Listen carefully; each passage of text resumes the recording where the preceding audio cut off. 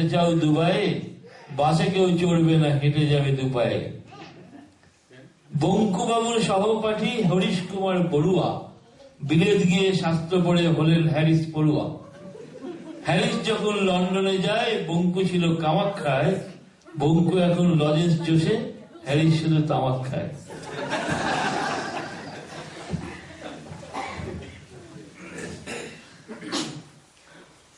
ঘুরতে ঘুরতে একদিন এক ঘুড়ির সঙ্গে দেখা চরকা কাটা বুড়ির। সেদিন থেকে থুত্থুরি সেই বুড়ি চাঁদের দেশে দোকান দিল মুড়ি, আলুর চপ আর বেগুনি ফুলুরি। এটা যে লিমেরিক, এগুলো না। লিমেরিক মানে 5 লাইনের কবিতা। 5 লাইনের কবিতার মধ্যে প্রথম, দ্বিতীয় আর তৃতীয় লাইনটা একরকম অন্তর্ভুক্ত থাকে, তৃতীয় আর চতুর্থটা একরকম অন্তর্ভুক্ত থাকে। ক্রিকেট খেলেন নকুল মামা, পড়েন প্যাডার দস্তানা। লোককে ডেকে বোঝান তিনি ক্রিকেট খেলা সস্তা না। গেটের করি খরচা করে মেডেল রাখেন গলায় ধরে, সকলকে ডেকে বলেন খাঁটির উপর দস্তানা। প্যারিস থেকে হ্যারিস সাহেব গেলেন ক্যালিফোর্নিয়া। সেখানে খুব গোল বেঁধেছে 4টে দাগি চোরনিয়া। সাংবাদিক ও ফটোগ্রাফার রিপোর্ট নিতে করলো সাফার। কাগজগুলো ছাপলো সেটাই ফলাও করে বর্ণিয়া। ইলশে করি ইলিশ মাছের ডিম, শ্যাম্পু ভেবে সেজো পিসি মাথায় মাকে ভীম। বয়স গেছে ভুলে বব করেছে চুলে, সকালবেলায় টুথব্রাশেতে লাগায় শেভিং ক্রিম।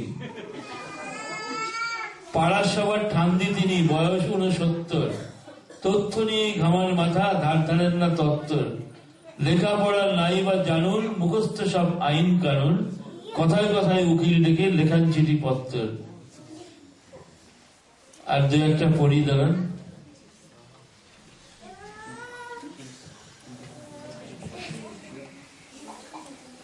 এই কামড় খেয়েও মশার গল্প লিখতেন চষার। এর জন্য এখনো তার জমজমাটি পশার। হুট করে নয় খুট করে, দুটির উপর বুট পড়ে ছাদনা তলায় গেলেন তিনি, সবাইকে দল ছুট করে।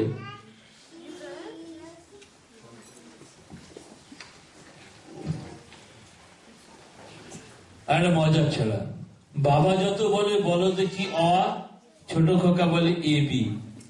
মাও হেসে বলে আহা কি সুইট আমাদের এই বেবি। বাবা হেসে বলে বাঙালি হয়েছ, বাংলাটা আগে শেখো। হাসি খুশি আর সহজ পাঠকে মন্দিরে তুলে রেখো। মা বলে তোমার ভীমরতি, ছেলে শিখবে না ইংরেজি। অকাক শিখে দেখো নির্ঘাত হয়ে যাবে হেঁটি পেটি। বাবা বলে জানো সেই কবে থেকে বাঙালির ঘরে ঘরে অয় অজগর তেরে আসে আর জল পড়ে পাতা নড়ে। এগুলো খুব স্যাটারিক্যাল ছড়া, এর মধ্যে অনেক 5 লাইন আছে, চাবুক আছে আর কি।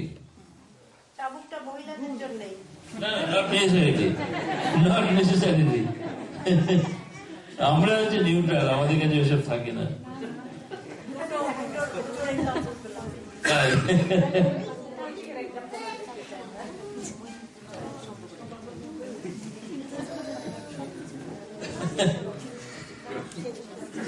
আচ্ছা, এক যে রসিক চাকরি ছেড়ে ছড়া লেখেন সোৎসাহে, নিন্দুকেরা অকারণে লোটাও কেন কুৎসাহে।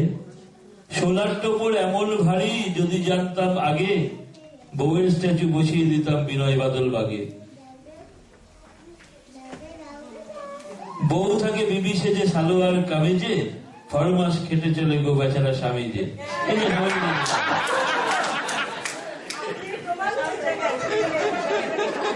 ভালো নাম গোপালীকে ডাকলাম গোপা, দেখবার মতো ছিল মাথা ভরা খোপা।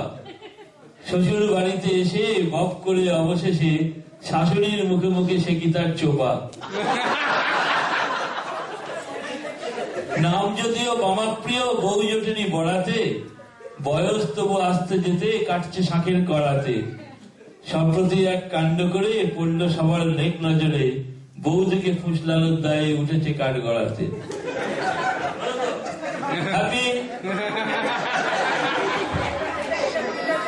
আচ্ছা, এবার আর কারো কি কোনো প্রশ্ন জানার থাকলে জিজ্ঞেস করতে পারবেন। অডিয়েন্সের ভিতর থেকে আর যদি কারো প্রশ্ন থাকে হাত উঁচু করলে আমরা মাইক পৌঁছে দিব।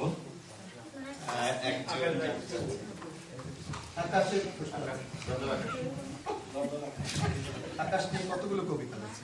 আমার একটা প্রশ্ন, যে আপনি তো বিভিন্ন জায়গায় যান এবং কলকাতা, বাংলাদেশ বিভিন্ন জায়গায় গিয়েছেন। আমরা যে প্রবাসে যে সমস্ত ছেলেমেয়েরা বড় হচ্ছে, এরা বাংলা শেখানোর জন্য অথবা আমাদের প্রয়োজনটা কোথায়, এই ব্যাপারে যদি একটু আলোকপাত করেন, আমরা কিভাবে কাজটাকে আরো সহজ করতে পারি।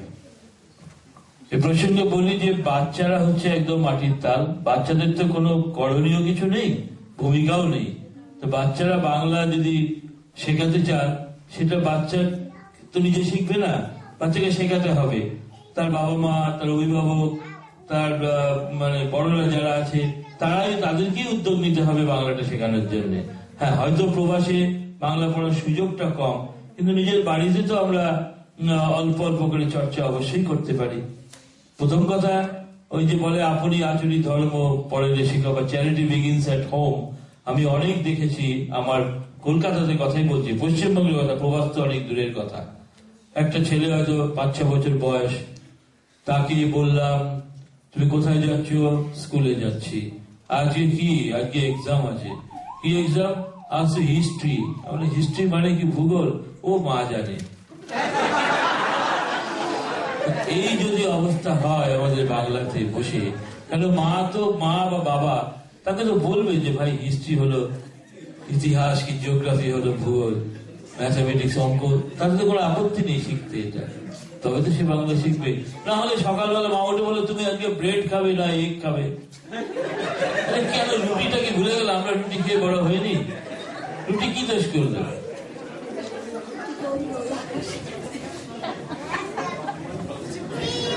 হ্যাঁ, তাহলে আসলে আমাদের ইনিশিয়েটিভ নিতে হবে বাংলা শেখাতে। তো আর কারো প্রশ্ন আছে কি এখানে? আর যদি হ্যাঁ,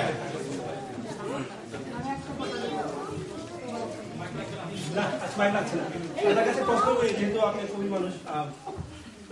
আমার এক বন্ধু বেশ কয়েকটা মাস্টার্স করেছে ডাবল এম এ, আমি নিজেও ডাবল এম এ, কিন্তু কালকে টেলস্টার বিল, এখানকার টেলিফোন কোম্পানির বিল পেয়ে বুঝতে পারছি না বিলটা কোনটা কিসের। তো ওই আমার ডাবল এম এ ফ্রেন্ডটা বলছিল ওই টেলস্টার বিলের মতো কিছু কবিতা নিয়ে এসে আমাকে প্রশ্ন করলো যে দোস্ত, দুটা মাস্টার্স করলাম, আমি যদি কবিতা না বুঝি তাহলে তোমার কবিতাটা কাদের জন্য লেখা হলো?